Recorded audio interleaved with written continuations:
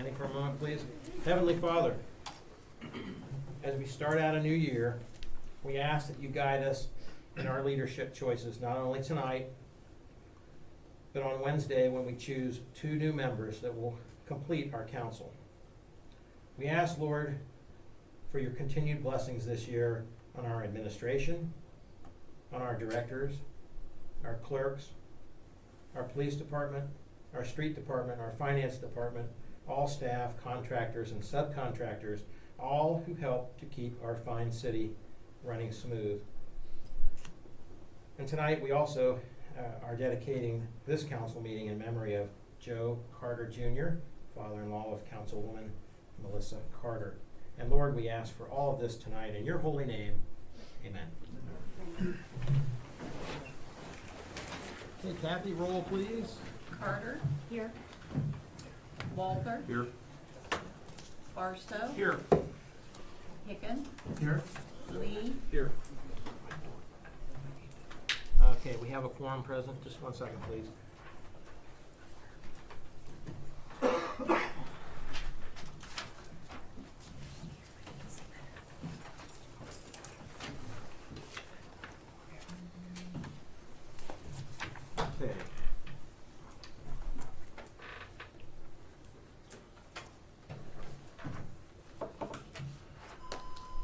First up this evening is citizens' comments. Anybody wish to speak tonight? Yes, ma'am. Need your name and address, and you have 5 minutes. Jerica Zuckerman, 6368 Summit Road, Southwest, Pataskala. I'm here in regards to the Parks and Recreation third reading. I wasn't aware of it up until now. I'm here on behalf of Licking Heights Youth Association and many of their members. The fee increase and restructuring, I think it's a great thing, you know, when we bring in travel ball and things and getting some money in the door for improvements and things, but the rec leagues, both on the Watkins side and the Licking Heights side, they are, you know, they're structured with lower fees. They're aimed at little kids or at lower income kids who don't make the cut for the, you know, school teams who, this is all they have. A lot of them are on scholarships, and in order to make it affordable, they keep the rates as low as possible. You know, with the increase in the rates here, it just seems like it's pretty much almost booting out any of those rec leagues. It's only accommodating the travel ball. I know there's also soccer and a lot of other things. In particular, I'm talking about the baseball diamonds.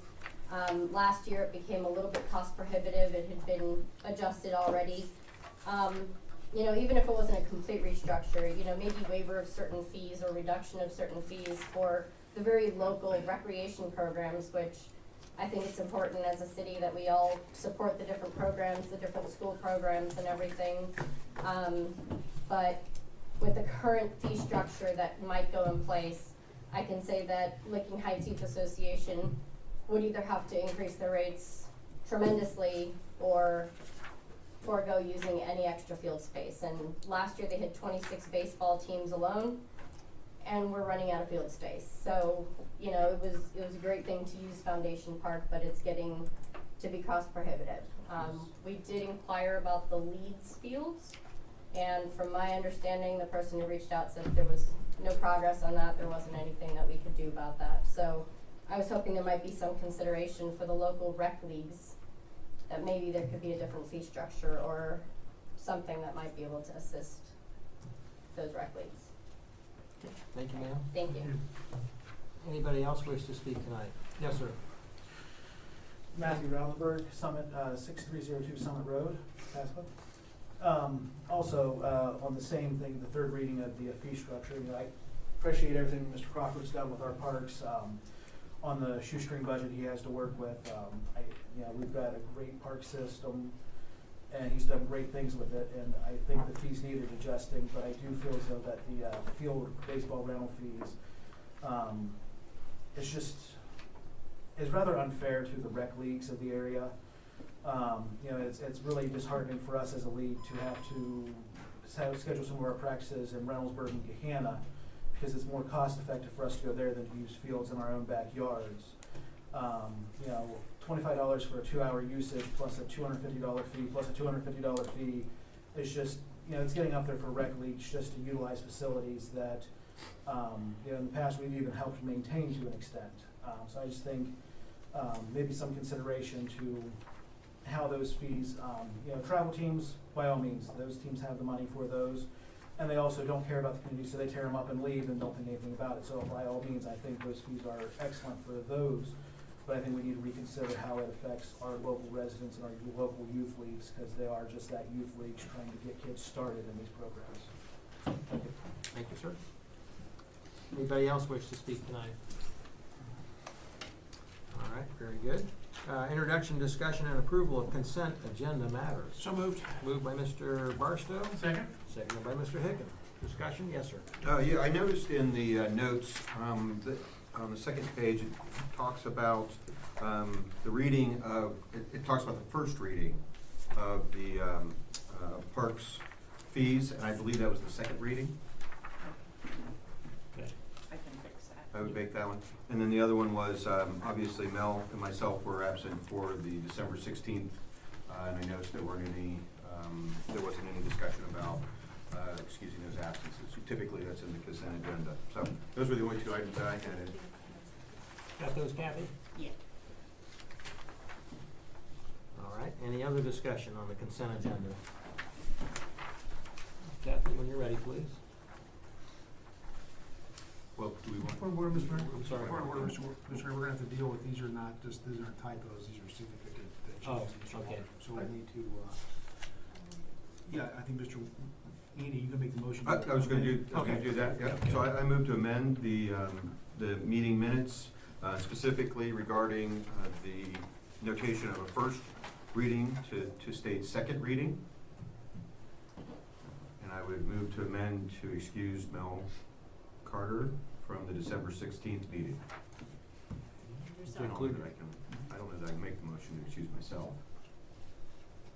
Mr. Zatz? Well, I mean, really, those probably, I hate to say it'd be three months, because you really have three different things. One is the Right. meeting minutes, one is Andy's absence, and one is Mel's absence, so you probably, Okay. you're right, you shouldn't I move to can excuse make that yourself, but two you should. motions. Those Okay. are my two motions. Those should be Well, separate and We'll separate do, votes. we'll do one motion at a time. Sorry, Kathy. And that's for the, to change the minutes.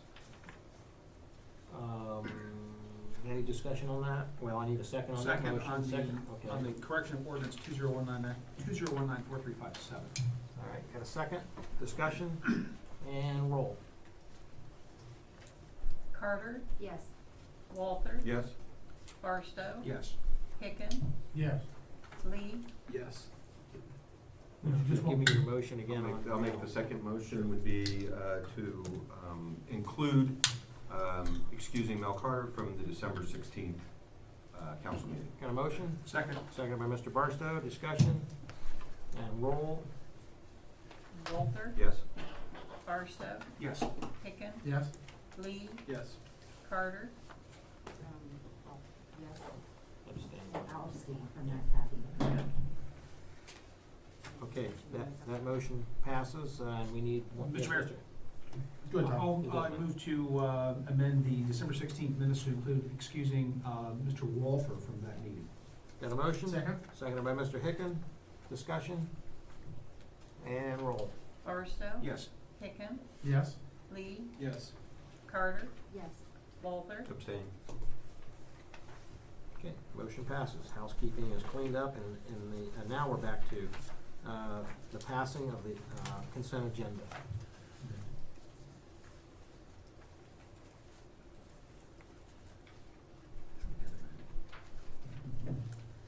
Lee, Yes. Carter, Yes. Walter, Yes? Barstow, Yes. Hicken, Yes. Consent agenda passes. On to reports.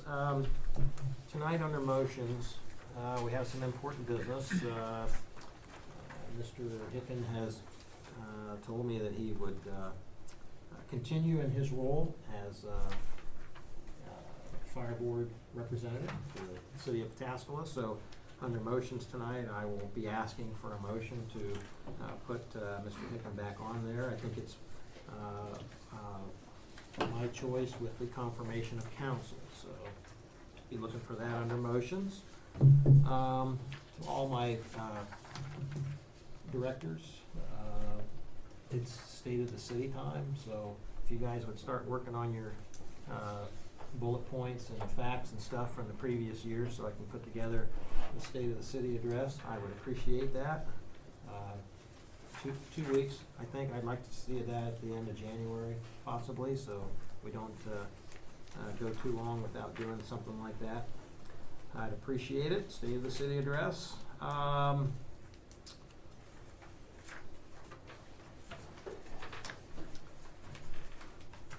And later on tonight, we don't have to do that this, in any particular, time or moment, but I would like to see some discussion tonight, whether or not, we will have an executive session on Wednesday night. We can always add it to the agenda, it just has to be a notice, saying that, we're going to be having an executive session. Doesn't have to happen, but if it's on there and some folks want it, then, you know, we can use it. If we don't. So, but that's an extremely important night with, I think is it 11 folks, 10 or 11 10. folks that are, so, just that opportunity, I'd like to see that, discussed tonight and maybe put on the agenda so that it's there if somebody needs it, okay? When, Mr. Mayor, when would you expect that conversation to take place? Anybody can, I mean, we can discuss it right now if you like. That's fine with me. Okay. Sure, yeah. Mr. Lee, did you have any discussion, any input on that or not? Yeah,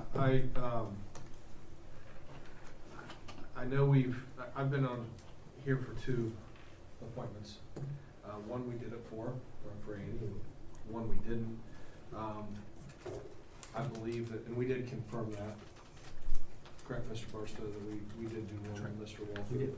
Was appointed. Looking back on that, I feel that with a larger group and what appears to be from, I've been looking through applications, this isn't anything against the other group, it was just smaller. What appears to be a lot of great applicants. I personally see the value in going upstairs and taking some time to discuss all these people. I mean, they've put a lot of time and effort into this. This is a big decision. We've got 2, not 1. Mr. Zetz, I believe it is, we can do it. There's nothing legally that would be hiring or an appointment Of a public of official. a public official, so it is, we're allowed to do it. Correct. I'm in favor of an executive session on Wednesday night because of the stakes are so high. We've got so many good people. And, that's where I stand. Mr. Walter, any input? I'm gonna agree with Tommy. I had to go back through my memory bank to remember if it was done when I was appointed, and I know there were 7 applicants for the seat that I was, Mr. Lenzo's seat.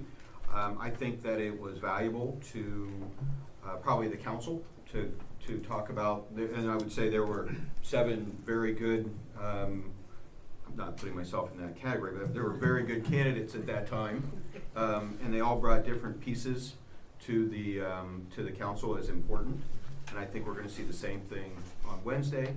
I think it'll make it a little bit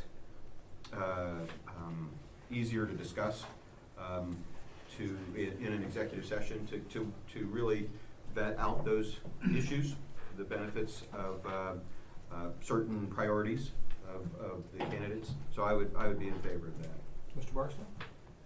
Any thoughts? No, I'm not in favor of it. I wasn't in favor of it when Mr. Walther, Mr. Lee and I looked it up. I wasn't in favor of it when we did it, when we were considering Mr. Windsor's seat and we picked Mr. Walther. I guess, my view is that, it's a public seat. It's a little bit different than appointing, this is gonna be a person who would be an elected official potentially if they choose to run in 21.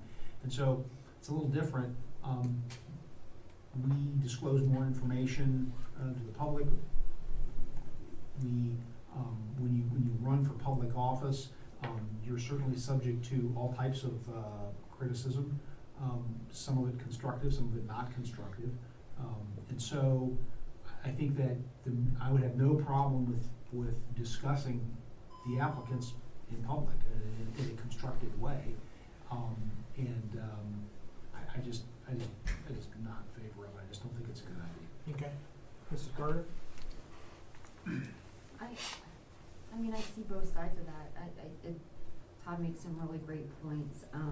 I think when it comes to that meeting in general, before we even talk about having an executive session, we talk about how we structure the meeting. I mean, there's never been, a protocol for when we appoint somebody, so it's kind of just like, everybody gets up, we ask them questions, and then somebody yells out a nomination, versus having some sort of structure where we maybe have a discussion about each applicant. I would be happy to do that in executive session or in open session.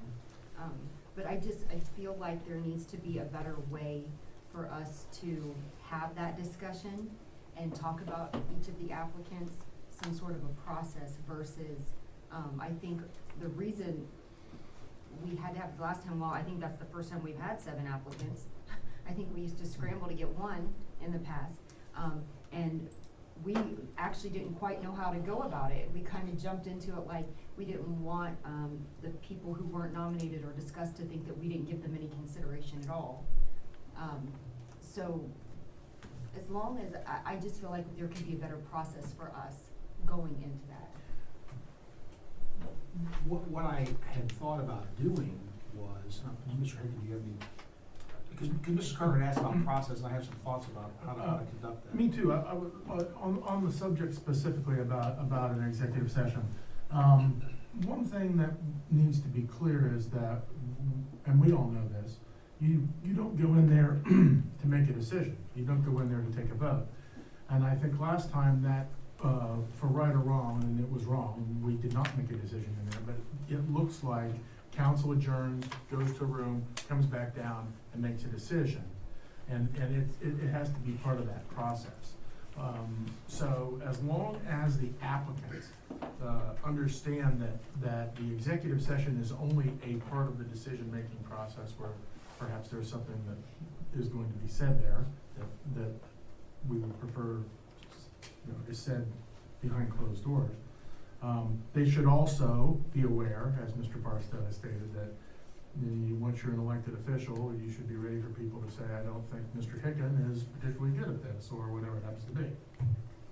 So I would be in favor of it as long as the applicants all understand that it is a part, and that kind of goes to what Ms. Carter was saying, and what I think you're gonna get to here in a second, Mr. Barstow, is I would like, once we come up with whatever the plan is, I'd almost like for us as leadership to meet early with everybody, in like just right here in this room, and say, this is what you can expect.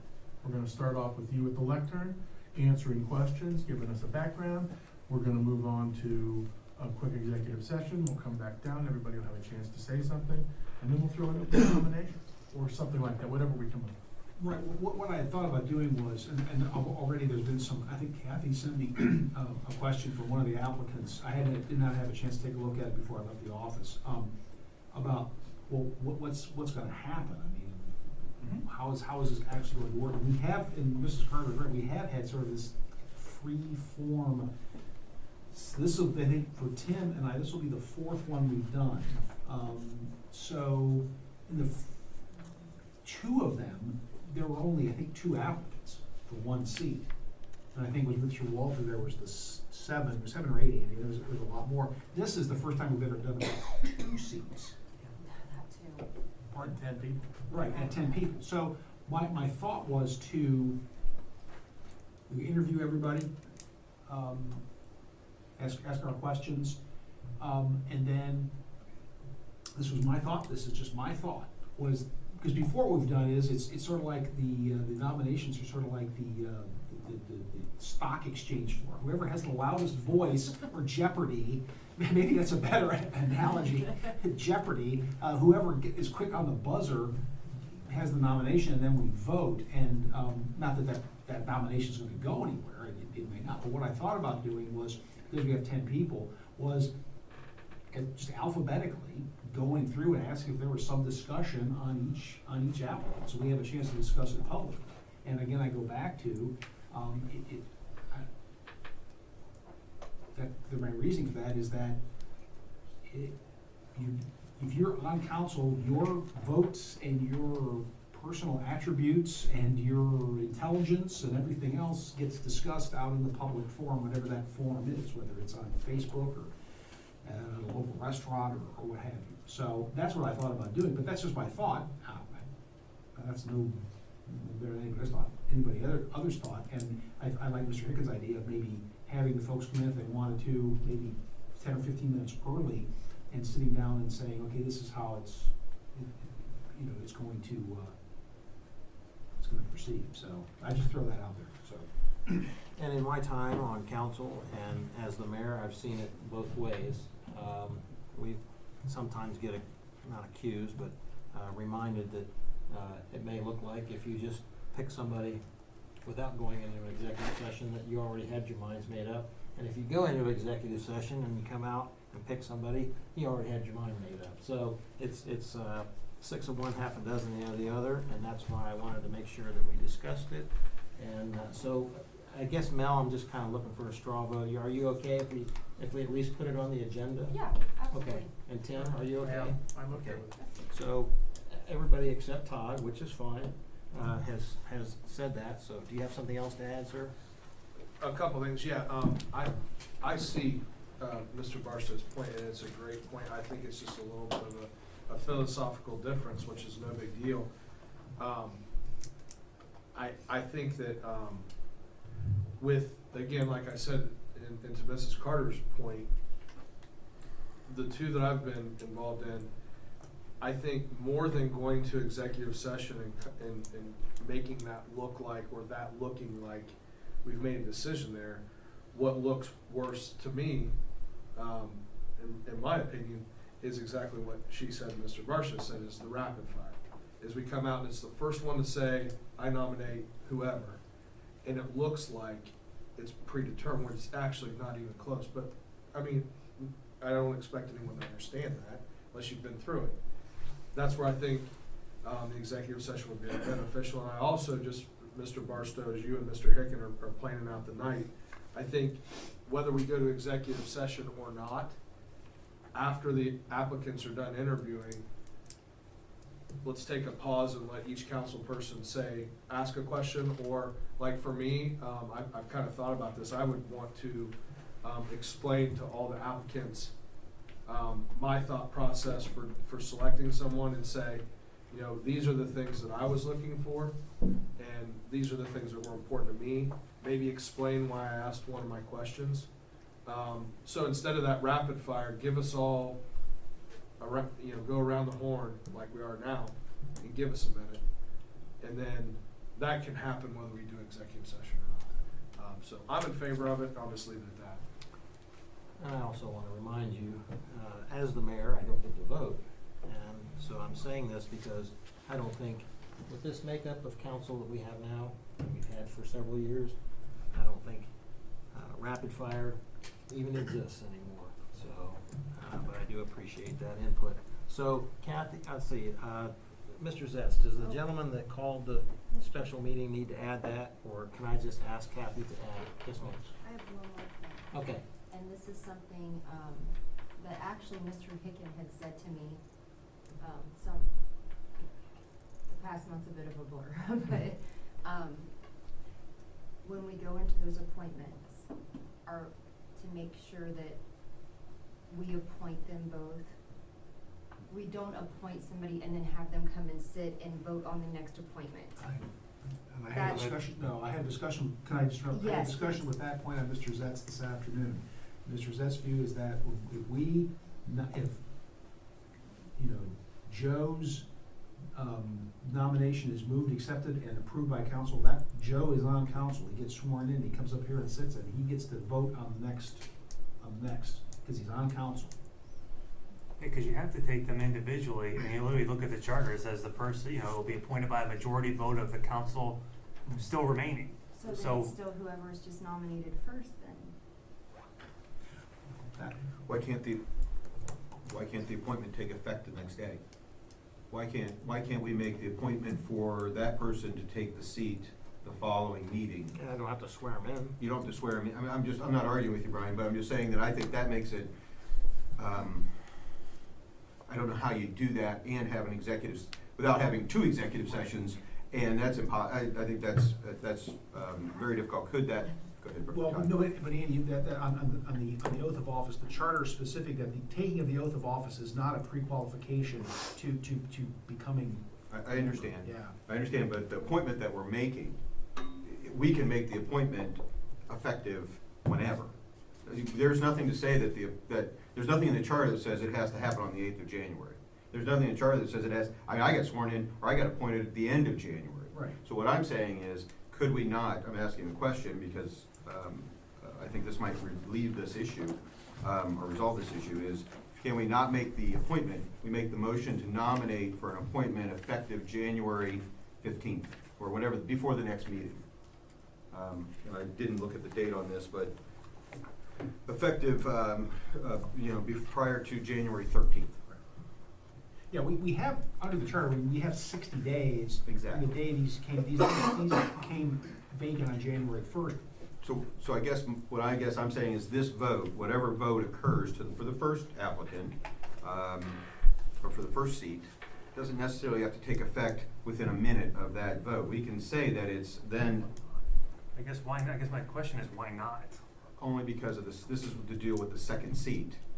If we're going to have then that person didn't participate in the if there is a hypothetical executive session to discuss, candidates in Just general. abstain from the vote. I mean, they probably honestly wouldn't be able to vote anyway, because you're right, they wouldn't have any, so even if you vote them today, but it takes effect tomorrow, they still, their knowledge of the other candidate doesn't change at all, and neither does them being on council change. You voted them onto council.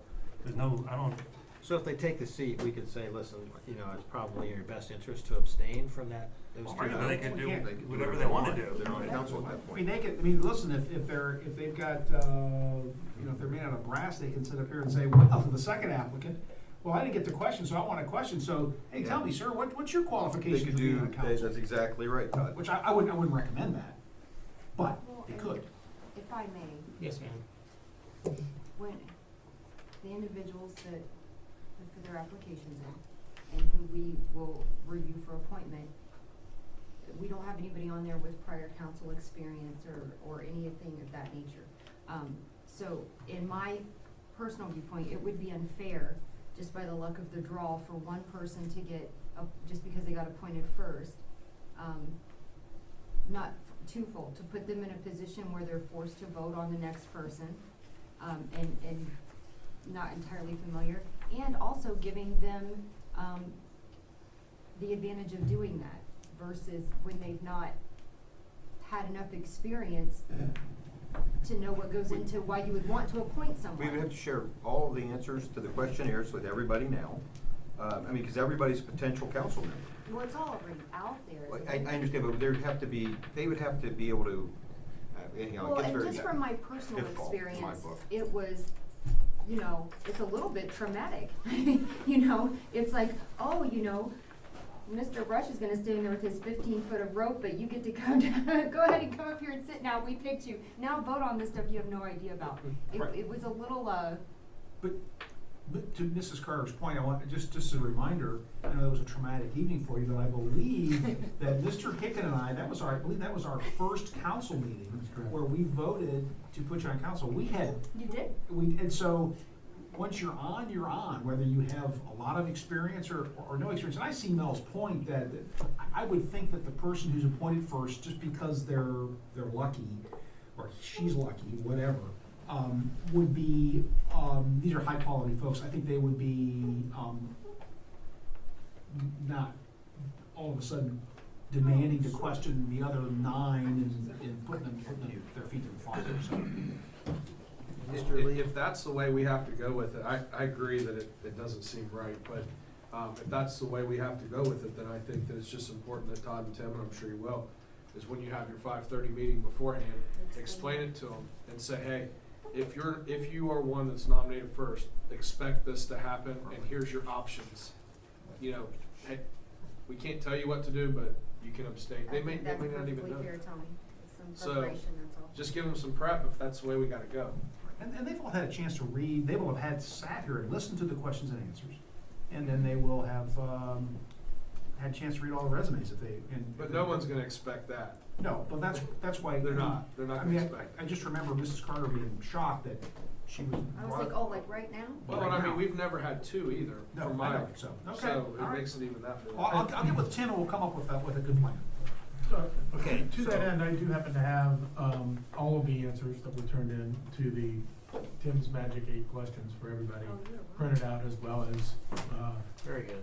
they're online for council to view if you're more electronically inclined, so.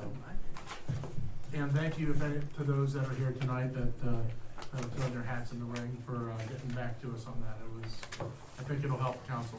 This is great, but you stole like three of my questions. If it's possible, if it's still a possibility, Mr. Mayor, I do like Andy's idea of saying, you know, we go through and nominate and make their appointment effective the next day, so then we can go through and also do the second one.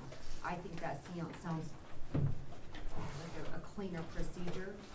I understand if we can't do that, but that's an idea that I could get on board with. I would echo that, personally.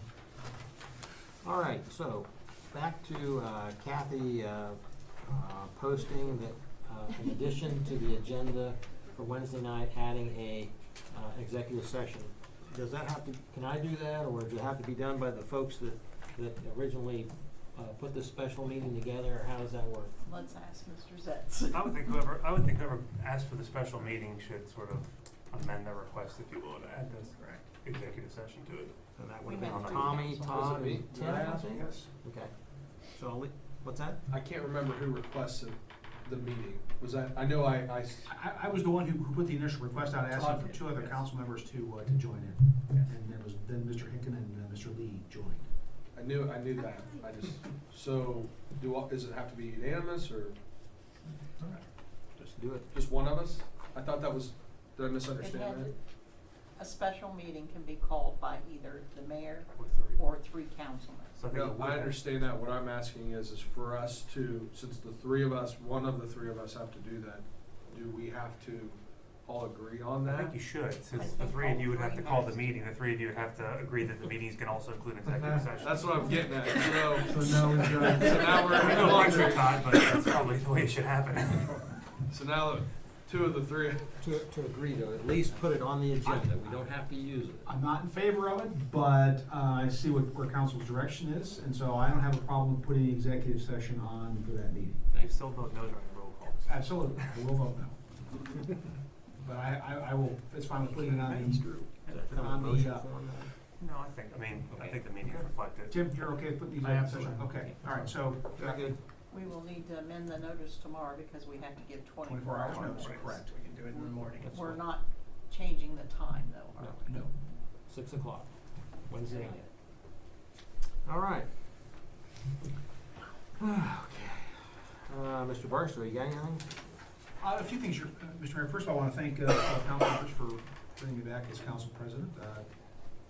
Appreciate that, and also congratulations, Mr. Hicken, for vice president. He was president, I was vice president, so now he's going to pay for that. Just kidding, just kidding.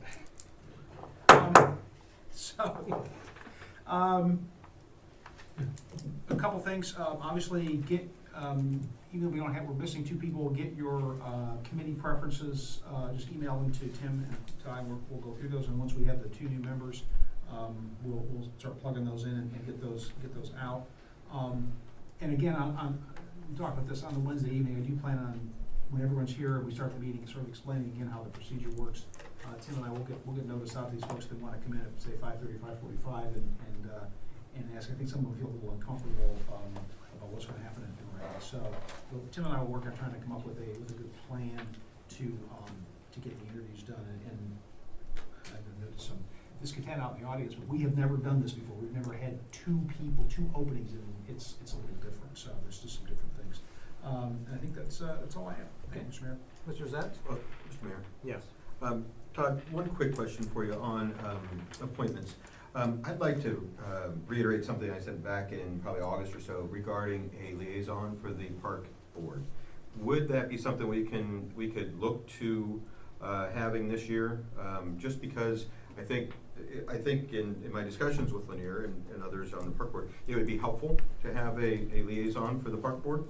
I wanted to throw that out there as something to think about for the leadership to think about. Sure, yeah, I think we'll, yeah, just let us know, and Lanier, feel free to email us with your thoughts on that, and myself, just let us know how you feel about it, what you like that person to do, or what have you. No, that's fine, thanks, Andy, we did talk about that, I did forget about it, so, thanks. Mr. Zets? Nothing? Okay. Mr. King? Thank you, Mayor. First of all, Happy New Year to everybody. Just one quick item, Resolution 2020-002 is a resolution to enter into a contract with Isaac Wiles, Burkholder and Teeter for municipal law director services. We did put out an RFP for this. We got one response, was from Isaac Wiles. Looking at a 2-year contract, the price has not increased from their original, which was 4 years ago.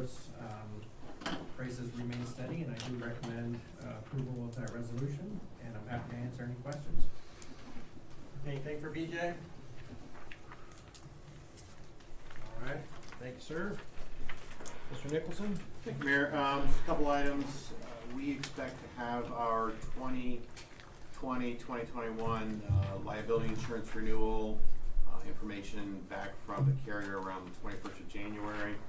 Just going to miss the threshold for the meeting, so we'll bring it to you to the first meeting in February for the renewal, and I'll get that information out to you as soon as we get it. I'm happy to announce we got the books ledger closed, balanced, in a very quick turnaround. Last Friday we closed the books, so we are open for business in 2020. Now the fun starts with all the year-end reporting and preparing for the audit and all the fun stuff that goes along with that. So I will be working on that and getting out my December year-end report, which kind of recaps the year. But on the whole, everything turned out really well. We missed our income tax collections by about $60,000, which on a $6 million, that's pretty reasonably close. So I was pleased. I always like to come in better, but within 1% or so is pretty close. So that's all I have. Anything for Jamie? Yes. Jamie, in reading this report, it kind of reminded me of another issue that happened earlier this year, or past year. The previous employee health insurance, has that ever been finalized and resolved? Or do we know when that might be finalized and resolved? The final payment to look back, or whatever the case may have been, whatever they called it? The Central Health, or not Central Health, the Ohio Public OPEC HC, whatever it was. No, as far as I know, it's still winding its way through the courts, and we've just sort of put a pin on everything until the courts rule. Do you, just a second follow-up on that, do you hold anything within this year's budget to cover that, or is that gonna be a supplemental to the budget if and when that comes in? If and when that would come, we would bring it to council, probably as a supplemental, just because we're not really sure. I mean, right now there's two pieces. There's the piece that the OPEC HC, and then there was the piece when we were with Jefferson Health Plan, and there was some run out there. We had put excess funds on deposit, so right now they're holding our money and we're not paying them their money yet, so we're just waiting for all of that to settle. And as far as I know, at some point somebody will contact me with the court results from the courts, and just kind of waiting for that to happen. Appreciate it. Yep. Anything else for Jamie? Chris? Thank you, Mayor. Don't have very much tonight. Just want to let council know that the EPA has been informed that we selected Paul for construction administration, observation for the WRF upgrade. That was the last piece they needed moving forward with their end of the paperwork for the construction loan. It's pushed the award date to the end of April of this year, but being as that's still springtime, it's not really going to affect the project significantly overall. So we're still on a good timeline for that. Did want to point out that Trent Howell and John Burr both passed their Class 1 water exam from the EPA. Trent has enough time and service in the field that once the EPA is done processing his third-party test, he'll have his water treatment license. John, being new to the industry, he's got 12 months in, but half of that time counts as sewer. and half counts as water. So this time next year, he'll have enough time in his 12-month requirement that he will also have his water treatment 1 exam. So pretty proud of the work that they've put in getting that taken care of. And other than that, I'm working on the end-of-year reports for 2019. There's 3 or 4 that have to go to EPA. There's a couple that are just for public information, summarizing the things that the utility department has done in 2019. So hoping to have most of that taken care of by the end of February, by the time I get done crunching all the numbers. Other than that, I don't have anything. Be happy to answer any questions. Anything for Chris? I had to chuckle today, Chris. I was at Kroger's and this gentleman came up to me and he said, "How's it going on eliminating the 10 steps for paying my water bill?" And I said, "Well, I didn't realize we had 10 steps for eliminating your water bill." And he goes, "No, the concrete steps." So, of course, I told him we had a box in the back and he could drop that off, so. We also have the side door access with the ramps with the doorbell that we can let him in. I told him about both of those options, so. Those steps are pretty fun in the winter. Eliminating the 10 steps, okay. Mr. Haynes. Thank you, Mayor. First off, we successfully installed the outlet structure in the Glenbrook retention basin. That's where we have the 2 ponds in series, and Monarch Drive had flooded last year and froze. I can't say it went off without a hitch. We did have a couple of issues, but we got those resolved, and it appears to be working successfully. The second item is our Vine Street situation.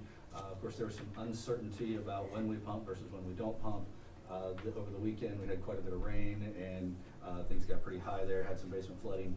So we decided that we will go ahead and pump whenever we can, as long as weather conditions are good and nothing's gonna freeze on the road, and try and stay ahead of that. So we will put pumps in anytime that we see rain or have water in there. We're gonna try and avoid any overtime for that, but try and keep that pump down so that people don't have any problems with that situation. Further on that, of course, we didn't have a good short-term solution, so that is our short-term solution. The long-term solution, we have had a meeting on that with our engineer, the reviewing engineer, as well as the contractor that we anticipate using. That went very well. A survey has been completed, and we're working on different ways that we can speed that process up as much as possible, including things like you just core drilling structures on site instead of having prefab. Trying and hopefully maybe even get out there as soon as March. Other than that, happy to answer any questions. Anything for, yes? Mine's not as much a comment, or a question as it is a comment. Those people who spent Friday and Saturday out there overseeing that company, please pass on my personal gratitude as a 4th Ward rep. And I realize it's an incredibly imperfect situation, but I'm grateful to you overseeing it and coming up with anything new, anything possible, such as this. So I personally am grateful. And really good job to those guys who did that. It was cold and wet. Thanks. I'll pass my thanks on the utility department for letting us use their pump. We will be purchasing a pump so that we don't have to borrow theirs and have any problems if they have any problems. We'll look for that to come. Yeah, I'll echo that too. I stopped by Saturday and I know that we're encouraging the residents to do some things on their own. And we've expressed to them, I know Friday when we talked about making this decision that it was tough. I hate to put those guys in a position where it's not wasting time, but I know it was well appreciated by the residents. They came out and thanked everybody and continue to thank everybody on the weekend, and I think we're doing the right thing, because down the road, when I don't know where this is going to go, if it's going to go to a judge, or how we get Channel 6 and all those this kind of crap, internet stuff, and we've put our best foot forward and given 10,000%. So I appreciate the administration's decision to put the street department there, and I thank you guys. So I mean, we're not pushing snow right now, so it is kind of the perfect storm, so to speak. So I know we're already now projected for 1.5 to 2 inches of rain Friday, Saturday, Sunday. So we may be out there doing it again. But thank you very much, and pass that on to the guys. Will do. Anything else for Alan? Scott? Thank you, Mayor. A few things I'd like to highlight. One being ordinance 2019-4341. That's for Scenic View Estates. It's the 60-lot subdivision north of Hazelwood, southwest of Beechwood Trails in Harrison Township. That went to Planning Commission on January 2nd. They had to go back and amend their preliminary plan to add the utility committee language. They also did rearrange the lots based upon a wetland survey. And then they did want to add an amenity area, so that went to Planning Commission, where it was recommended back to council unanimously to approve it. So if we could keep that tabled tonight, I plan on having revised plans from the applicant, like the binders we had before, prior to the next meeting, so that you have time to review. Then that would be the time that if council so chooses, we could take that off the table. Next ones are ordinances 2019-4354. 4355 and 4356. Those are all scheduled for public hearings next meeting, January 21st. Ordinance 4355 is a code amendment request for the residential appearance standards. There's a presentation going over the concepts and terminology.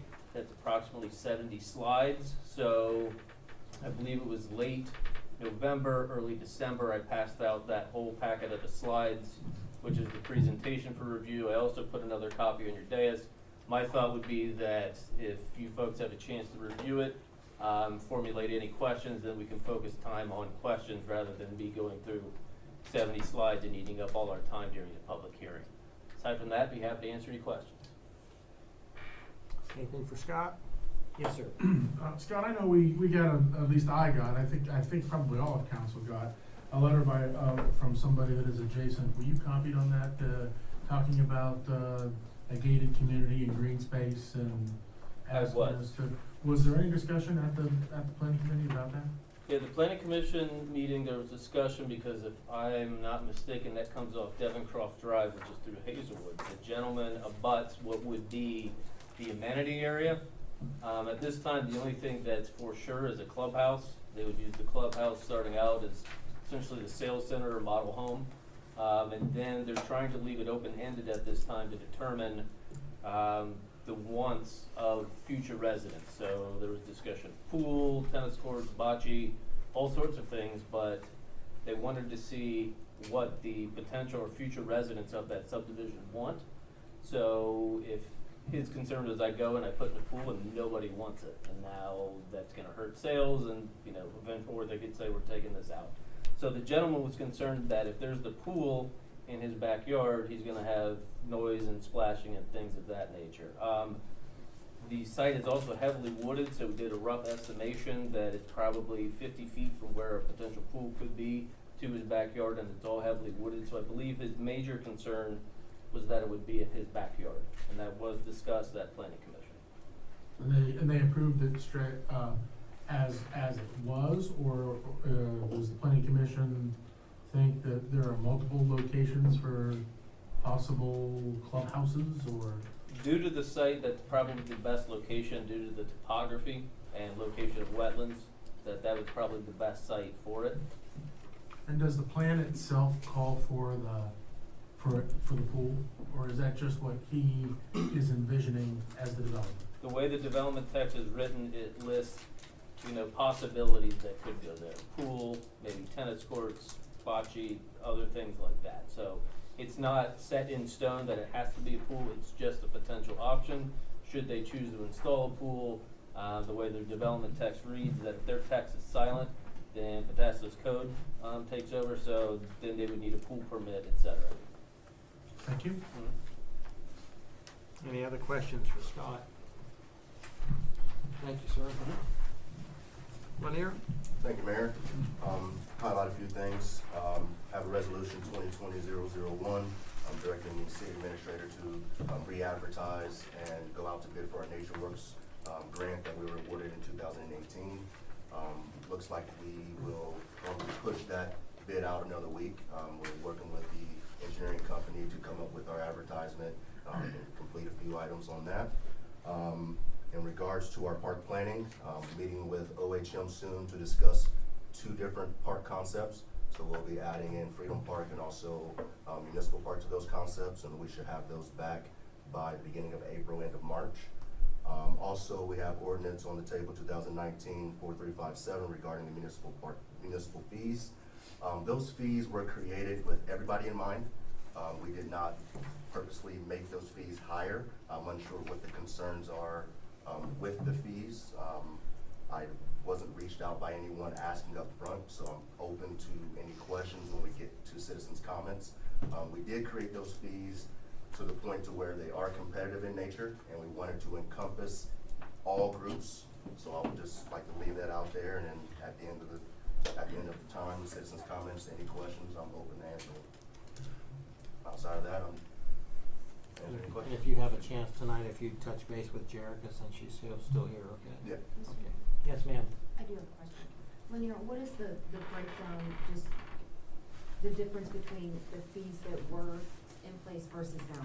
So the fees that were in place when I first started were $150. And is okay? that each game? That was for one organization team, and that consisted of a lengthy time period, maybe March through July. Okay. So they were 'Cause I paying can a one remember 'cause flat it rate. was kind of a, when we did that, it was a, Yeah, we were treading into new areas, so, okay. it was a one flat rate with a $250 deposit. Okay. Currently, the fee structure is pretty lengthy. So we added 3 packages, and those 3 packages essentially breaks down to $25 a day. Okay, so package 1, $750, package 2, $1250, package 3, $2,000, and the $2,000 package is 80 total meets. So say for instance, an organization has 26 teams. They could break all 26 teams up, have practice or games 80 times within that time period, and split it up amongst all of their teams, versus it being $150 per team for that long, lengthy period. The $250 deposit, one $250 deposit is refundable, and then we added a $250 deposit or $250 fee for improvements. So the thought process on the improvement fee, the ball diamonds have been rehabbed countless of times, even before I was here and also when I came in 2018. We see a need in a lot of improvements, and we thought it was a good idea to add, if we are advertising this to outside organizations, to add a fee that could go into our park youth fund specifically for our ball diamond improvements. That's essentially it. If an organization wanted to call me on a Monday and have a game on a Thursday, those fees would not apply. There is a single day fee, $25, and if they want the field prepped, it'll be $50. I didn't see Parks Board also didn't see a issue with that, and we passed that, and that's essentially where we are. I have a follow-up Go question, ahead. but I know it's No, gonna be, okay. let's finish up. Currently, and with the structure of things, what is the demand for our fields from our local rec teams through the school districts versus, club ball? Club ball, there are 3 that have been reaching out to me and I've been in communication with. What age groups do those encompass? Are they more Those adult? are your U11, or call it U11, I'm saying U11 based on soccer, U11 up to your U13, U14 baseball programs. LHYA last year did not utilize our facilities. I have been in touch with Kyle since probably September or October, and encouraging him, hey, we're gonna have some changes in our fees. He did reach out to me actually this morning or yesterday, stating that they will be utilizing the field for tournament practices only. The tournament practices will also, we can discuss those. I'll reach out to Kyle personally and see what those matters are, but yeah. I just wanted to make sure, and I know, I wanted to make sure that there was an opportunity for the younger age groups, kids, to also have plenty of field time. I know that when we first ventured into this and the city took the fields back, it was a weird area. We only had a park board. We did not have somebody, we were new to it. So we didn't have somebody as active and experienced as you have come to be at this point. So that's why I just wanted to make sure that we were looking at the whole picture with all of our groups. And I know historically, our struggle with LHYA in particular is they have the turnover in their leadership. So what we have an agreement with one year is different the next year. So if that information is being distributed, because that has been a struggle in the past, and not from us, Yeah. but amongst their own organization. Yes, notice was sent out probably October stating that there will be some changes and it wouldn't take effect until January if voted in. The demand for the fields have been pretty high. Now that we have all three of our diamonds at Foundation Park looking very good. And then we also have been working on Municipal Park, and we'll have Leeds or Volunteer Park up soon. The demand for the baseball fields will increase, and which is the reason why I wanted to make sure that we added something in there that will benefit the city's park facilities, which will also benefit our local community. And we didn't create those fees to exclude anybody or to price anyone out. We created those fees to benefit everybody, because everyone wants to play at a good field. They also want to have the best of the best, and we want to provide the best of the best, and we can't do that with the previous fees that we did have. With that being said, I believe that the current fee structure is fair. If an organization had 50 teams and they wanted to split 80 different practice days and games, they could, they can split it up. It's not a $750 per team for 30 sessions or anything like that. They can split it up however they want to. As long as you use your 30, 50, or 80 sessions, you're good to go. Have we gotten away from the teams taking care of fields? The one organization that we have been working together quite heavily, they have been taking care of the fields on those game days. Okay, we still do the mowing. We did also just buy a new device this past fall to ensure that we are continuously dragging them, especially in the summer months when they're not really used as much. Mowing of the grass, things like that. That's all the city's doing. We expect for the organizations to drag their fields after ball games, drag the field after practices. Those things were done this year with the organizations who were there. I can't speak for previous years, but the organizations who I've worked with for the past 2 years have been doing their part and have been working with me. I think a big, issue that came up over the past 2 years that we're putting out a lot of funds on materials and equipment, and we're basically negative every year.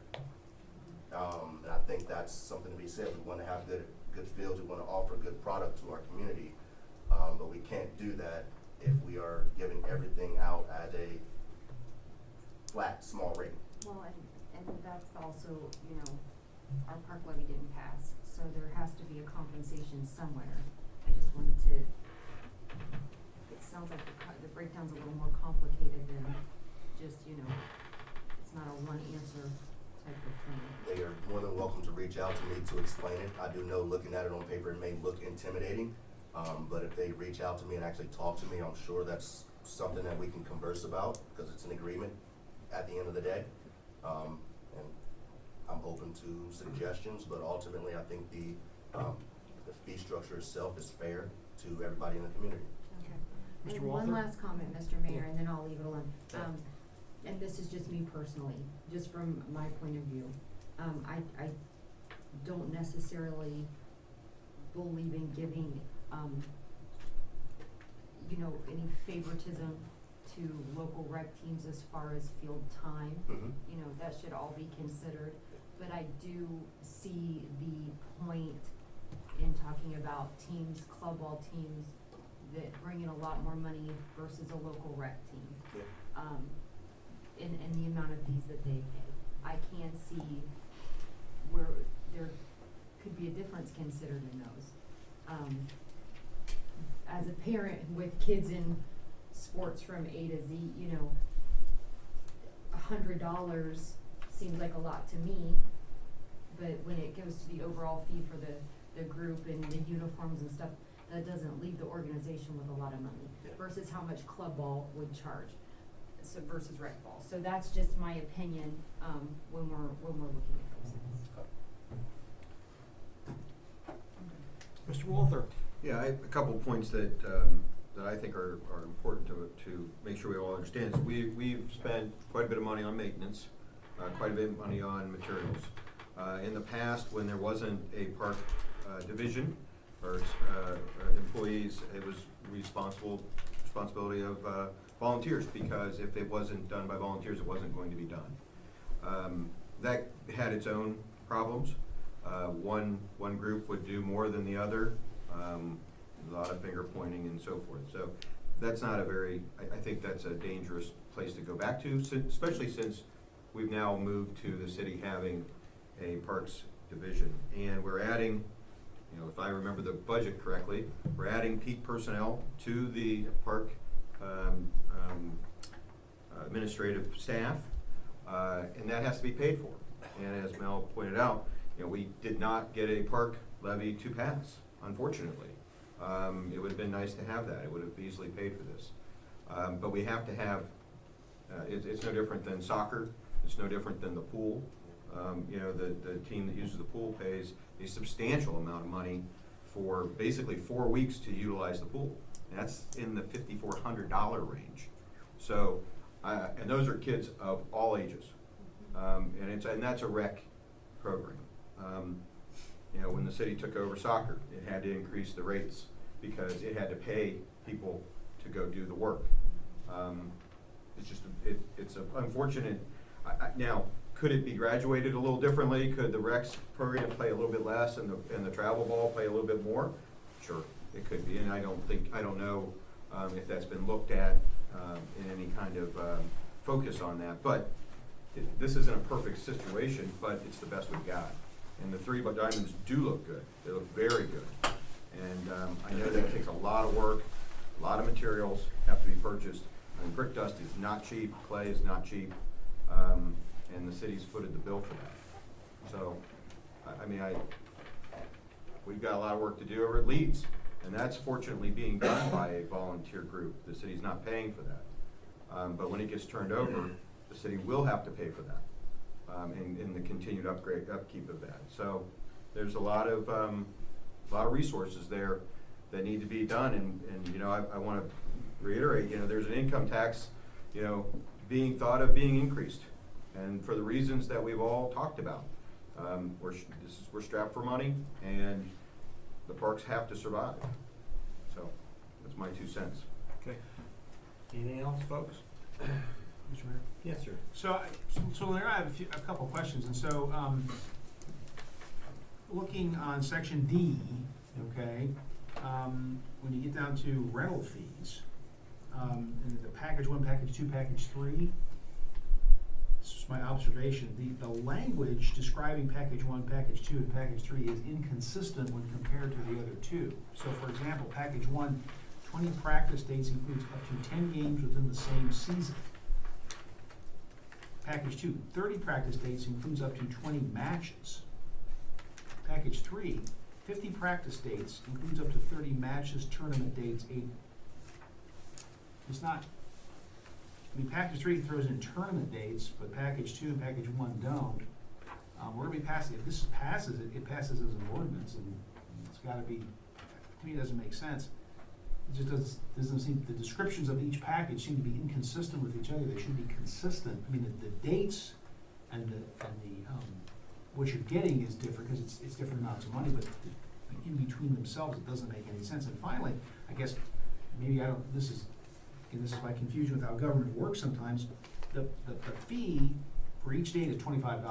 You don't get a break. So if somebody comes and plunks down $2,000 for the 80-day package, they don't get any time value of money discount for giving the park department $2K up front. Financially, they'd just be better. They'd be better off to do it $750 at a time. So I think that needs to be cleaned up. And the other observation that I have is that I know this went to the park board. Did the park board formally reach out to its users it's big users and say, hey, this is what we're thinking about doing, we want you to talk to us about these fees, and is this acceptable? Did that, That was all my doing recently. well, I'm talking about before this, Yeah, it was before the actual went up. I actually sent out, proposed, hey, these are proposed dates that will go on, to council. And I didn't get any feedback from that. So Okay. this is all new to me. Okay. People are disgruntled about it. well, I mean, I don't have, I mean, look, we don't have, as Mr. Walters pointed out, in Ms. Carter, we don't have a parkland, we have to pay for the park somehow, and this is one way to do it. I guess the other question I have, and this is a question that, former council member used to ask all the time, I think it's a good one. I mean, how did you develop these numbers? Was this just, swag? No. Or was it, and he used to complain about a fee just to have a fee. So, These were not created to have a fee just outright. no, but I mean, is there some rational relationship between the fee that's charged and what the cost is? Rational to make them, at the Talking Parks Board. A lot of local, or neighboring communities, they utilize it based on the hour. They charge a base rate and a minimum of 2 hours. It's typically higher. We wanted to make sure that we were consistent and not charged by the hour if we gave package rates. So the packages, we gave them X amount of days that you can utilize the ball diamonds, because you're gonna have organizations that have home, away games, and practices. They're not gonna be there 5 days a week. So we wanted to make sure that we included, we had that in mind, that they're not gonna be there consistently. So what is our best method to make sure that we keep it, I guess, affordable? We also make it enticing to where, hey, if we have 10 teams, if we can spread out our days at $25 a day amongst 10 teams. So there was a little thought behind it, and also we utilized. Right, but that assumes that our neighboring municipalities our park departments are operated rationally. Well, my question is there some sort of a connection between package one's $25 a day and is that what it costs? Or, I mean, did you actually price out the cost to make sure that there is a verifiable connection between how much you're charging the users and what it actually costs the city to do this? For example, if you're in business and you don't charge enough, you're going to go out of business.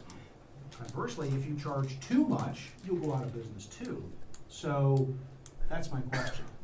We did. The cost of brick dust and the basically filled material, roughly $4,000 for 30 ton or whatever it might be for one ball diamond. We priced that in, and we also took back our previous years, how many organizations actually utilize our facilities. And we went in and said, hey, we bought this equipment, we bought bases, we added bases, we bought softballs for our softball league, of course, and we also bought dust multiple occasions. This is the price breakdown. This is what it would take to get, I guess, positive in some manner to help us get our return on investment. Okay. So back to why is there no discount for someone who comes and plunks down $2,000, at the beginning of whatever season it is? That's $2,000 that you have right there in hand. Typically, I mean, it doesn't seem to me to make much sense to break it out into 3 parts if there's not going to be a differentiation between the 3. You could just say, well, this is just what there's no need to have this package system. If there's, but it's pays $25 or whatever as you go. Mr. Walter? I would assume that you're reserving time. You've got 80 slots that you can get on the calendar. There's only so many days, unfortunately, in Ohio Right. that you can play baseball or softball. So I think that instead of getting a 30 package, or whatever the number is, and you're getting 80, so you get to go through and reserve 80 slots. You get kind of, maybe that's the benefit that you're looking at. I understand what you're saying. I try to buy in bulk, Sure. Or scope of work. You try to get, a little bit of a discount for that. But this is, I think, the other way to look at this is that you get 80 slots ahead of time. You get to pre-choose your dates versus 30 at a time and maybe not getting the hour, or the days that you want Okay, in the that's- last part of the seasons. Okay. That'd be my assumption with this linear, that's how I've seen it work in the past. And that's exactly the way that we voice it out, is when you reach out, you sign the agreement, we sit down, you bring me your practice dates, you bring me your game days. Within those 30, you got 30 already sent to me, boom, there you go, because you have first priority. Okay, Mr. King, do you have something to add? No, and Andy's absolutely right. You know, we've had different organizations come in, there's a lot going on. Hey, we need the field this time, we need it. What you're getting for that, you get to choose what your dates are. I mean, it's a benefit to pay that amount, and get the dates that you need, because, you know, I remember Lanier's first, season here. We had a Saturday meeting, and all these different organizations, who needs what, and trying to figure it all out and fit it in. We have 3 fields right now people can play on. The benefit of paying that additional money is you get to lock in, and, you know, you're buying your time. Mr. Lee, did you have a? Yeah, I think that, I think everyone's making great points, and I'm just kind of sitting here trying to sift through it. I mean, at the end of the day, we gotta pass a levy if we wanna, you gotta fund this somehow. But I think the one thing that we haven't discussed that I'd like to hear the rest of council's input and yours is the one lady that reached out to me, that is on one of your travel baseball teams that's used the park for years. I think I've shared with that text with you. They've already paid. They've paid for that. The parents have paid to put their kids on that team already, and is the way I understand it.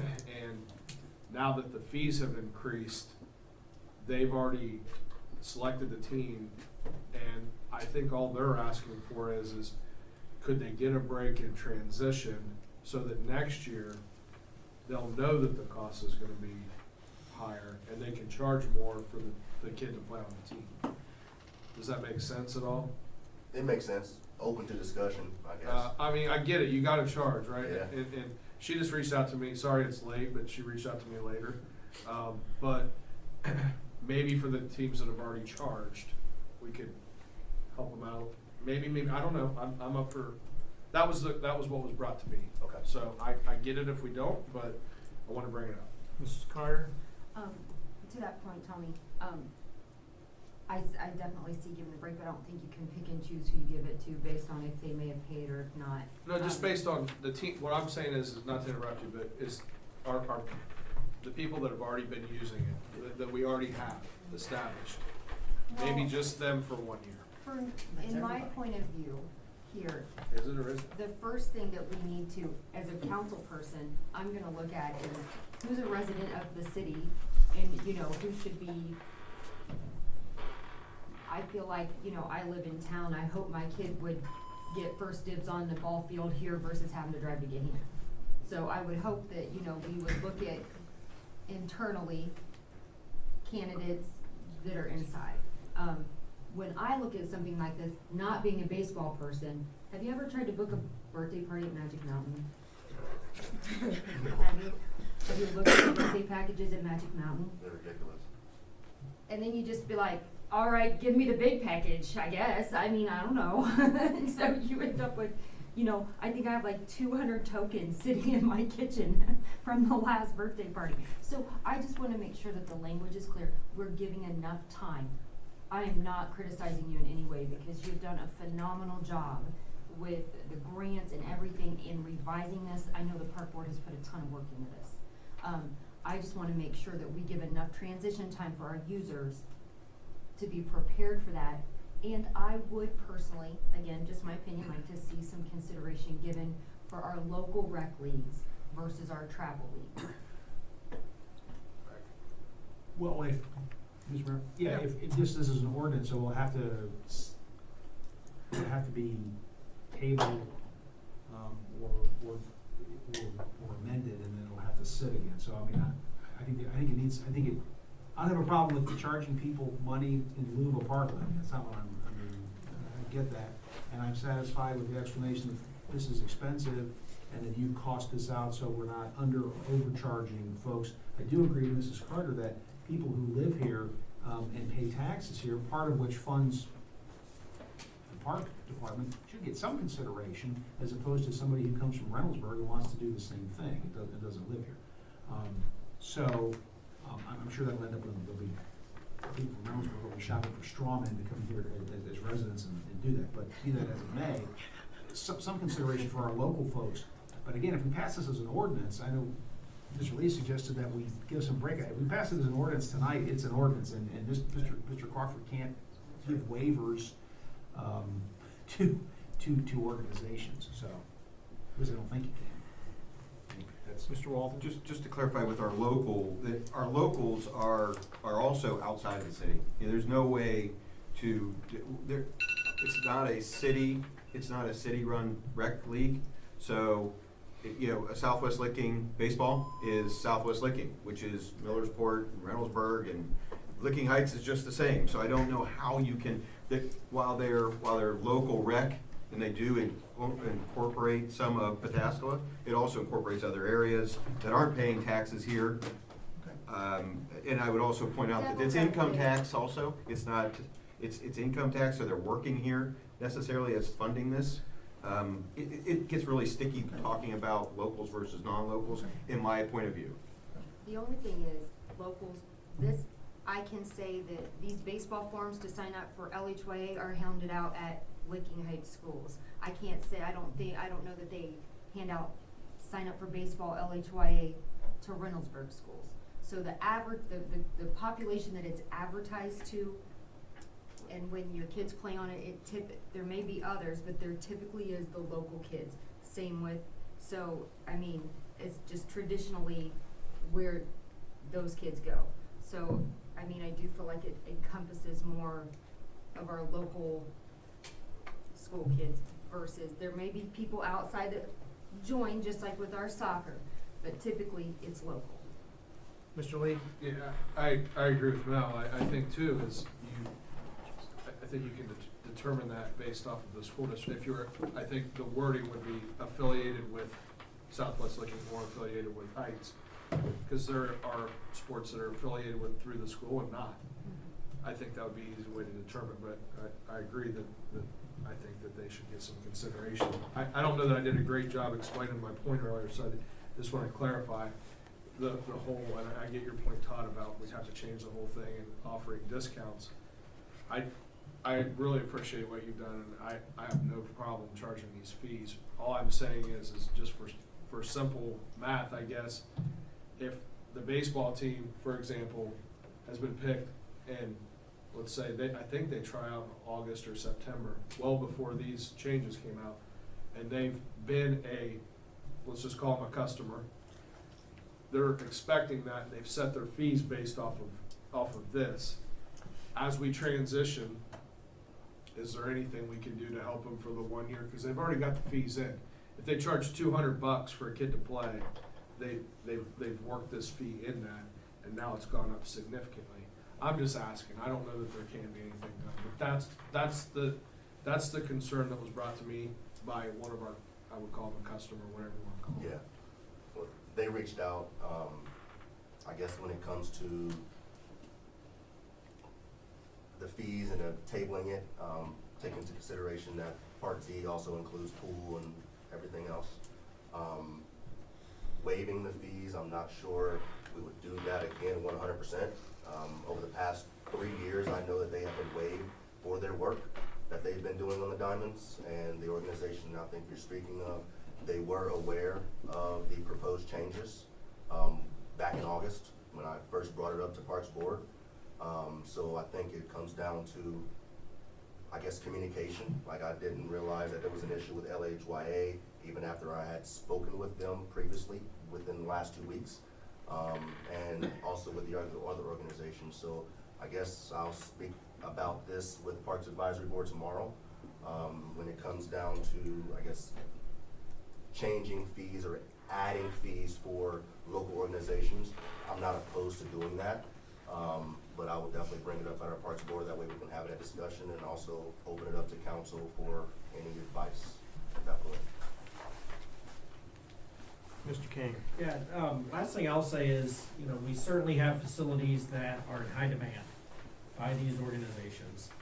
And if we're gonna have people come and use them, they want to use them, there is a significant cost associated with maintaining those facilities. And what we're trying to do with setting these rates is break even with providing those facilities that are expected no matter, it's the same thing about a shelter. We talk about this with shelters. Somebody's gonna rent a shelter, they're supposed to, there's an expectation of what they're gonna get. It's gonna cost money to do that though. So what these fees are trying to do is set a precedence where we're able to maintain these facilities in a way that users expect. Mr. Hick? I've been sitting up here and I've been pretty quiet, and one of the reasons is, I'll just tell you, I thought that the language, I looked at this language briefly, and thought that it came through the Parks Board, and there was no problem. So shame on, I guess I'm a little bit embarrassed that I didn't dive into it a little bit deeper, and I really appreciate the work that you've been doing. With that said, I listened to what the administration and specifically what Lanier says about, look, costs us this much to put on the product. That's how much we built into the fees. If that's what it costs, we're back to the same issue of passing a park levy and putting the responsibility of coming up with what those fees should be on our professional from the administration and our Parks Board. And I think that they did that. I thought your answers were good. So I'm almost hesitant to just say, well, let's just table this, and I probably will say it because, and this is gonna sound weird, but again, it's on me, not on you, is some of the language, to make some of the language possibly be, unique, so that they all agree, so one doesn't call it a tournament and one calls it a practice or whatever, how, all those instances, the consistency issue. I hate to do that because here we are in a third reading and I didn't catch it on the first and I didn't catch it on the second. I thank the citizens that came in and talked about it. I don't know if I'm as much in the camp of, if you're gonna go back and you're gonna put some effort into changing some of the language, which I think is the direction that council's kind of leaning, I would like to think that we could give some type of a nod that would help the locals out, but having been involved and having coached, I don't know how many years I coached, but it was an insane number, in soccer, football, and baseball, and people come from all over. It's very difficult to talk about. Well, that's a Licking Heights team, and you go and you say to the Licking Heights team, well, he's from Reynolds. That does happen a lot. There's talent, cousins. I mean, that's the nature of the beast. I don't envy you that task if you and the board are getting together to tweak that language. But I appreciate the work you put in on it. I appreciate the comments that got us talking about it. And finally, my apologies that I didn't tear it apart enough earlier to, I guess I'm telling you, we're on the third reading and I think I'm gonna vote to probably table it or whatever. It has nothing, that one's on me. So, that's my. Any other discussion?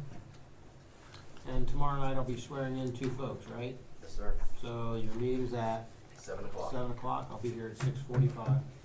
All right. Has Kathy and you got together on the paperwork? We did a couple weeks ago. Thank you very much. My office. Very good. Bruce Brooks, Chief of Police, what do you got for me tonight? Thank you, Mayor. Just one quick item. Happy to announce that through the Lincoln County EMA, we received 20 trauma kits. They're basically tourniquets and some breathing tools and blood stoppage kits. And we're going to be doing some training here in the next week or so and putting those to good use. How many? 20. 20. Free? Absolutely free. Good. Very good. All right. That's all I have. Okay. Anything for Bruce? Okay. On to unfinished business. 4341 was still tabled. Ordinance 2019-4357 for a third reading. Mr. Mayor, Yes, Mr. Lesko. we table 2019-4357. Have a motion to table? I'll second. seconded by Mrs. Carter. Discussion? And roll. Barstow, Yes. Hicken, Yes. Lee, Yes. Carter, Yes. Walter, Yes. Okay, ordinance 4357 is tabled. Resolution, motions. Looking for a motion? Mr. Mayor? Yes, sir. I move that we reappoint, Councilmember Hicken to the Southwest Licking Fire Board.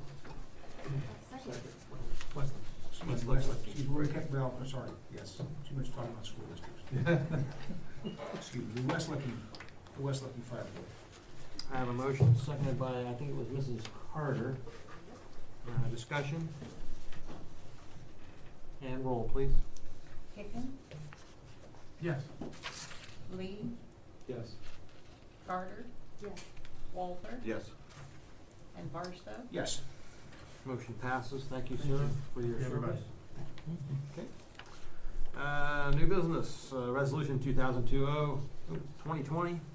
2020-001, a resolution authorizing and directing the city administrator to re-advertise, receive, and review bids for the Liberty Park Nature Works grant funded improvements project. So moved. Moved by Mr. Walther, seconded by Mr. Barstow. Discussion? And roll. Hicken, Yes. Lee, Yes. Carter, Yes. Walter, Yes. Barstow, Yes. Resolution passes. Resolution 2020-002, a resolution authorizing and directing the city administrator to enter into an agreement with Isaac Wiles, Burkholder and Teeter LLC for municipal law director services for the calendar year 2020 and 2021. So moved. Moved by Mr. Barstow, seconded by Mr. Hicken. Discussion? Yeah, Brian, I know that Wiles is misspelled, but I'm not sure how you guys spell it. No, If it's no gonna be H. if it's gonna be a problem, you're just not gonna show up, in Right, February. well, I'm here now, so I think we're okay.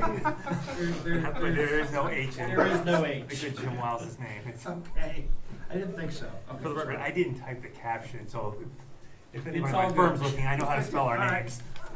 Okay. Yeah, as a Sorry. law director, you should catch that. I didn't do that. Okay. It's all good. It's all good. You Any know other who it is. discussion? Kathy, roll please. Lee, Yes. Carter, Yes. Walter, Yes. Barstow, Yes. Hicken, Yes. Resolution passes. On to additional citizens' comments. Anybody wish to speak? Yes, ma'am?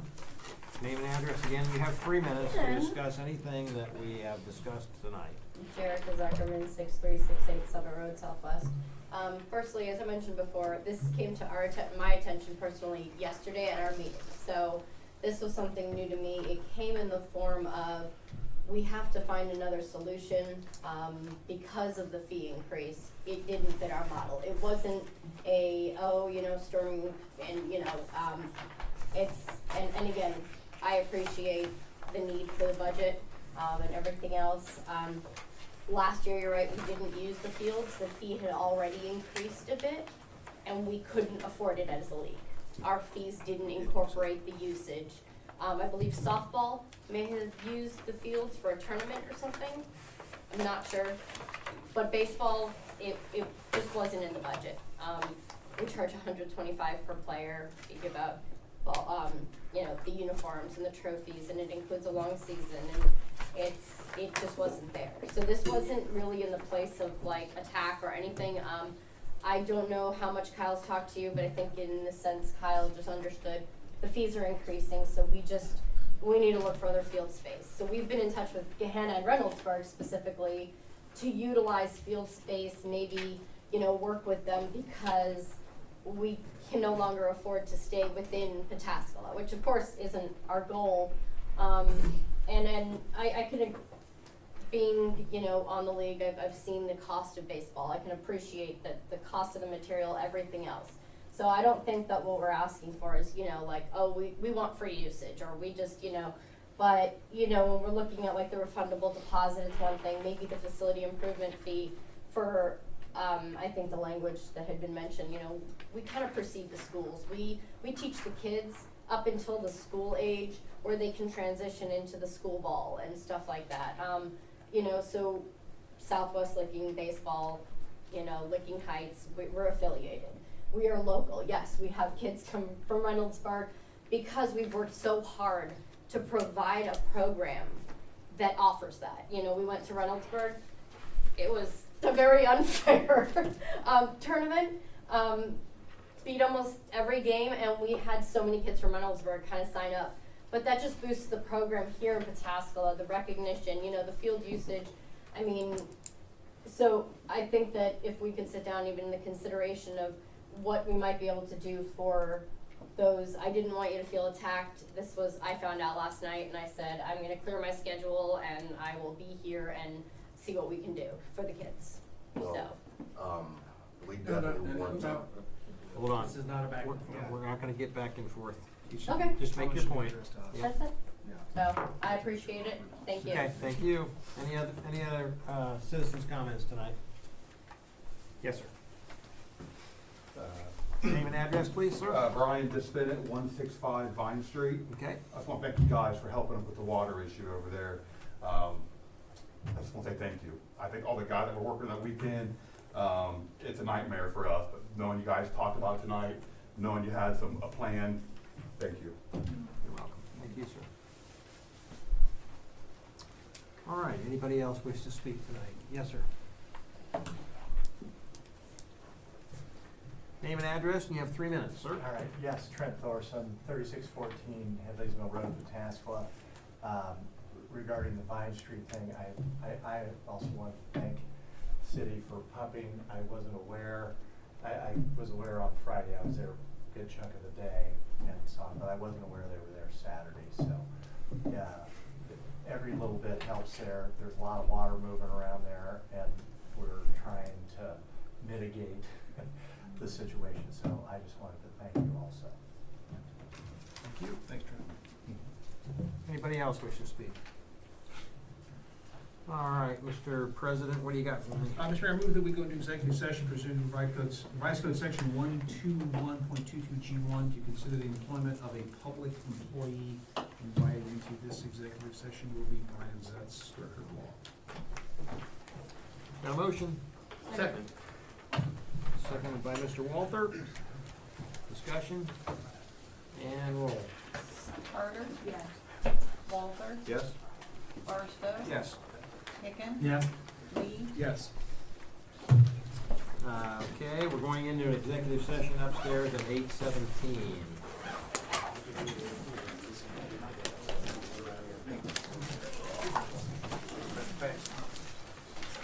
I didn't see that. Okay, But I I know it was just, an issue because you guys were the only ones who reached out. I know. Well, and that's what, and I apologize. Believe it. In fact, I was gonna ask Kathy for that, and I'm gonna, Everybody's gone. I need, there's been so much stuff that's come from him and so many, I need a packet Let me of put it this way. everything. Every once in a while, there's a Oh, for library reading that is Like all the- necessary. Because I'm lost now, I'm like. It is perfect for library reading. I missed this one. No, you never told me hysterical. Okay, I need a motion to come out of executive session. I've been bombarded with emails lately. Need a motion to come out of executive session. Moved by Mrs. Second. Carter, seconded by Mr. Hicken. Would you repeat that? I couldn't hear. Mrs. Carter was the first motion, and Mr. Hicken was the second to come out of executive session. Okay, got it. Wait, we haven't had a vote yet. We gotta do that first. Go ahead, Kathy, with the roll, please. Walter? Yes? Barstow? Yes. Hicken? Yes. Lee? Yes. Carter? Yes. Okay, out of executive session at 9:08. We'll just go around, well, I think we'll take care of some Well- business here. But this, the first one I think would be councils. You guys have anything you wish to discuss? Yes, ma'am. So, in light of BJ King departing the city, and what, we said his last day, he said what, February 7th? And having given some thought into his interim replacement, and the city leadership in that interim time before he leaves.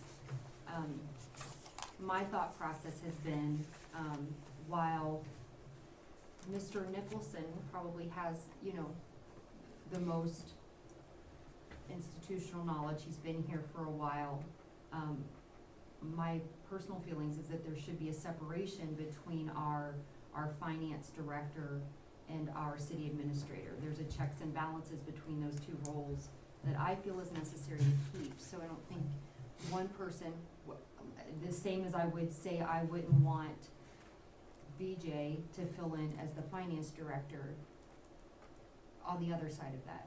I think there needs to be a separation of the two. My personal opinion, just based on the workloads of the departments, the different directors that we have, the places things are, I think Chris Sharrock would be a good choice for an interim city administrator, with guidance from Jamie. Well, he'll get to work with BJ for a while, but then, he would have also Jamie there to help guide him on certain things, should we not have that role filled by the time BJ leaves. I would say that, with Chris, I would just, caution him in decision-making and such to take a step back, and not be too eager to make sure everybody is happy. He understands that he's probably gonna make people not happy in that position.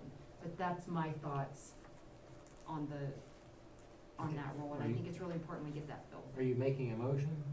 So you're just discussing? No, I was just kinda giving my, I mean, I can, but I thought it would be important to let everybody give their Go ahead, opinions. Mr. Hicken, go ahead. Well, my initial thought was, that I thought that Jamie, co-equal branches, he's already on the TO as being equal to BJ. But I think that's a really good point, that school boards and city councils and lots of other places are intentionally, left with one individual that's in charge of finance and another individual that's in charge of operations. And I think that's a pretty good, and then, I think all our directors are good. I obviously being the utility chair, I get to spend a lot of time with Chris. And I think that he would be a good choice. So, I appreciate that input. Mr. Walther? In thinking about an interim director for BJ, I think 2 points need to be made, all the directors need to take a lot of action to help anybody who's chosen for that. So they're gonna all have to be very responsible for their departments. I think Chris, though, has set up his department in a manner that he has the personnel available to really help the utility department stay afloat, literally, while he does one job, which would be being the interim director. Because I don't know that it's fair, for Alan or for Scott or for Lanier or for any of the other directors to say, hey, do 2 jobs. I think that would be very difficult for their departments, and certainly we've got our hands full with the service roads and so forth. The other part would be that the committee, the directors or the chairman of the committees can also add quite a bit of help to any interim director. And I know Chris, I just am working with Chris on the utility committee. He's very eager to work with, to get direction, to get help, to ask questions, and to admit that he may not know the answer right away, but he'll go find it. So I'm in full support of Chris as the interim director. Mr. Lee? Yeah, I agree with every point that was just made. I think that Chris, while he is green and has a lot to learn, I think he brings a lot of good qualities to it. I certainly agree with Mel about the separation. I think that's a very, very valid point. So my support would be with Chris would be fine. Mr. Barstow? Yeah, my initial inclination would have been to have Mr. Nicholson. He's been here the longest, he has the most experience as a director among the other ones. He serves as interim director for Mr. King, and Mr. King is not here, so he does have that. However, Mrs. Carter's point's a very valid, and absolutely, is that there needs to be separation. And I think that to me, that tips it out of Jamie being in the running to one of the other ones. I think amongst the ones who are remaining, I think that Mr. Shrock, in my observation, watching him at the meetings, my interactions with him, and then listening to other council members who do have interaction with him, I think he would clearly be the best choice, would be in support of Mr. Shrock. And I did send out an email, and I apologize for not sending it to fellow council members, shortly after BJ made his announcement, and letting them know that council supports them. They need to, put their shoulder to the wheel here, and in the absence of Mr. King, we have an interim person, and they're all fully capable of running their own departments, and so take a little bit more responsibility. And I don't think it's going to be a problem. Mr. King has assembled a very, very good team. They work well together, and I don't think it's going to be a problem. We do have to pick somebody to be the interim director, and I think that person is Mr. Shrock. Well, I appreciate all your input, because as the mayor, I work very closely with Mr. King, and so this person, whoever you may choose, also will be talking and texting and emailing me on a constant basis, because that's what I require to stay on top of everything that's going on in the city. So I appreciate your input. Mr. Mayor, I'd like to make a motion to appoint Chris Shrock, the interim city administrator. Second. For the duration. For the- Effective. Well, beginning February Be- 7th? No, For an interim. It'll be tomorrow. Be effective now. effective immediately Mhm. until we appoint, no? Mr. Because when we want to, Okay. okay, I'm sorry, I'm gonna stop my motion, Kathy. Mr. Zets, I how, don't think the charter lets you have two. I mean, it's because you appointed his, well, this is an interim. well, right, but he's still, but Oh. BJ's still here. Okay, Until February the 7th. gotcha. I mean, he can appoint him effective when BJ's officially vacant, because you're not appointing someone officially. But that still allows him to work with Mr. King. Well, Alright. Kathy. Right, I mean, yeah, he can, Okay. I mean, he'll So how just, should the motion read? Or do we don't need a motion? you need a motion, but you have to have an effective date for when he'll take over as interim. I mean, because he'll really take over once because BJ will continue to do his job until February 6th. Okay, so, On his So you were, departure, what's that? upon his departure. but I would also like that to include that we want him to begin working with Mr. King immediately. Well, Or is that a given? that's Or do we have to make sure we state It's an that? administration. Yeah, that's just an It's administrative, yeah, I mean, that's administrative just function. right. Okay. It's not our call. So that's not our call. Okay, so Kathy, I'm gonna reword my motion. I would like to make a motion to appoint Chris Shrock, the interim city administrator, upon the departure of BJ King. I'll second that. We have a motion by Mrs. Carter, seconded by Mr. Walther. Discussion? And roll.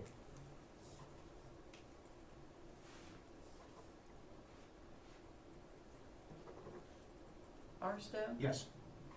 Hicken, Yes. Lee, Yes. Carter, Yes. Walter. Yes. Okay, motion passes.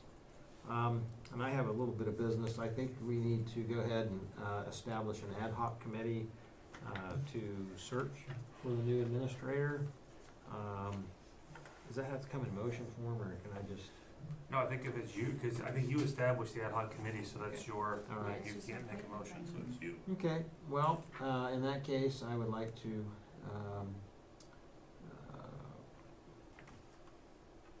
have an ad hoc committee consisting of Mr. Hicken, Mr. Lee, and Mr. Walther to help us, assist us in finding the next city administrator. You guys all in agreement with that? Okay. Need anything else other than that? Don't believe so. Okay. You need a chair or not? Yes, I would. No, the chair. When the committee, when the committee Oh, first yeah, meets, the committee it'll, will form their own, Right. pick their own chair, so. Okay, well, I thank you for volunteering and, One- yes. With an ad hoc, supposed to give them charge, what they are to do, and Duration. establish a date for them to report back to council. Right, okay. Well, the purpose is to find, help us find and search for and find a new, city administrator. Like the time, do you remember kind of what our rough basis was last time on a start finish? I don't know, if we could get it done by March, I would be really surprised, Yeah. but happy. As I recall, it was the summertime. It started after Mrs. Carter was on council, so it started in mid-January, and it was. I think it was May. It started in May, because I had a procedure, so I was off work Okay. for an extended period of Okay. time, Hang on. so I remember. Yes, yes. It takes some time, but also, whatever the date you establish, if the committee isn't completed, they can come back to council and request additional time. Okay. But we need to establish the date there to report back to council for that additional. I would suggest 6 months be our initial duration to report back within 6 months. They can always come back in 2 months if they find. Yep. Yep, okay. Well, let's pick up a council date. So today is the sixth, April on that. so it'd be like July sixth. 1, 2, 3, 4, 5, 6. Our first council meeting in July would be July 6th. Yep. It doesn't mean they have to wait that long. Right. If they finish up. So we'll give the duration of 6 months with a end date, temporary end date of July 6th. I guess my final question would be, all financial decisions and, things is, like, can be left to the committee?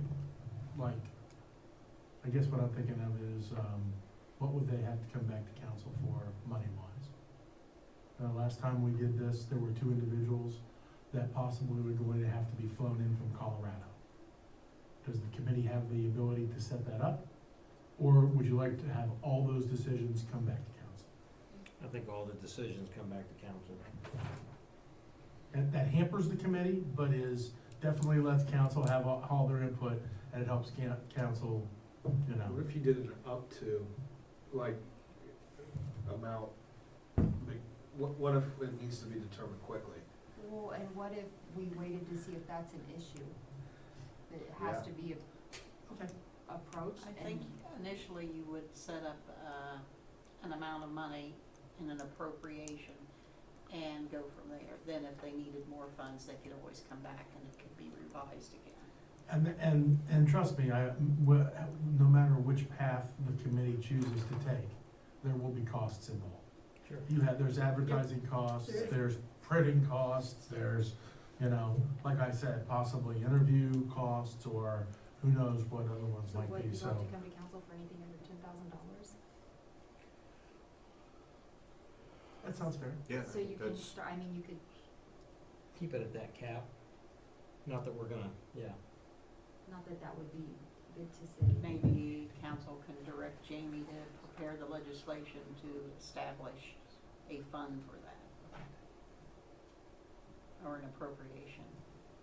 Would that be an No. motion for it? not to exceed. Well, let's think about this for a minute.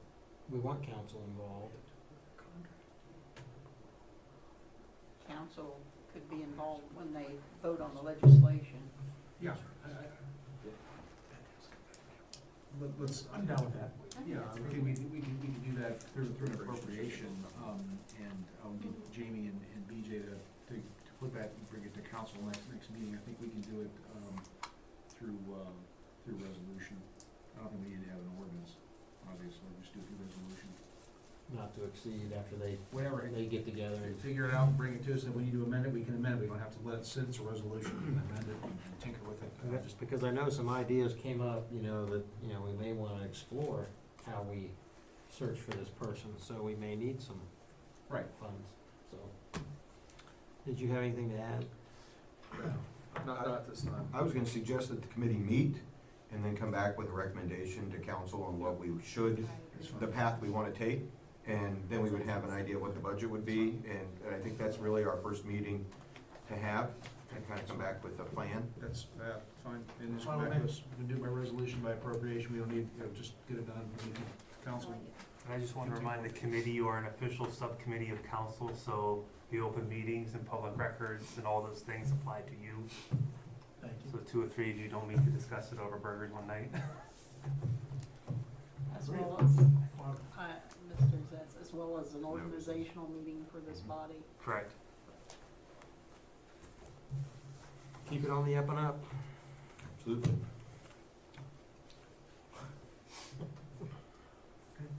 All right, let's go roundy round. We'll start with Tim. I'm looking forward to Wednesday. Todd and I obviously will be in touch with, the individuals, and Todd and I, I'm sure, will come up with a spiel for them, and, I really, good organizational meeting. I thank my fellow council members for the vice presidential vote. Other than that, I'm good.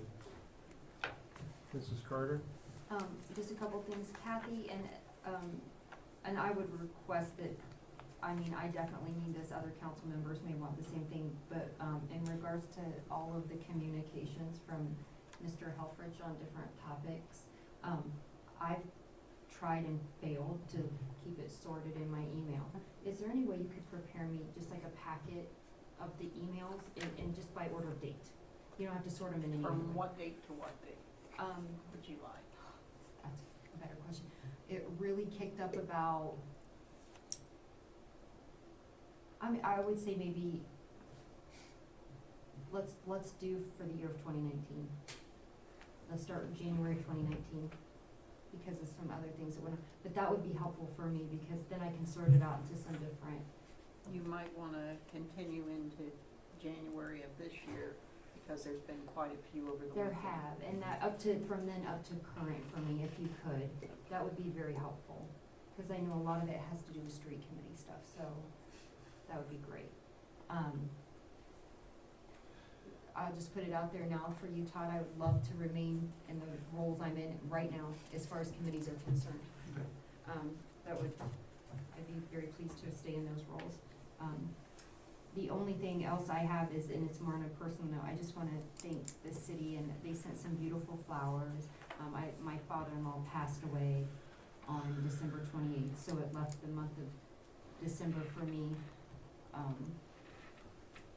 was a little difficult in managing. But they sent wonderful flowers, and a number of people showed their support and came to the service, and, you know,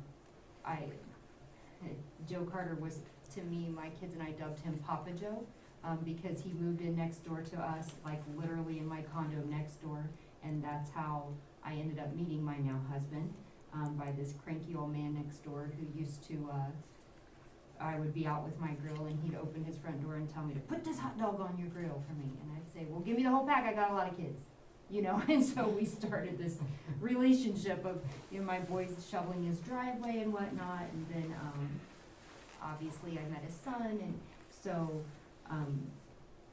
I knew him before I even knew my husband, and we lost our family patriarch, and it was a pretty difficult time, so I really appreciate your support and patience, especially with me missing the last council meeting. That's all I have. Mr. Barksdale? Nothing, sir. Thank you.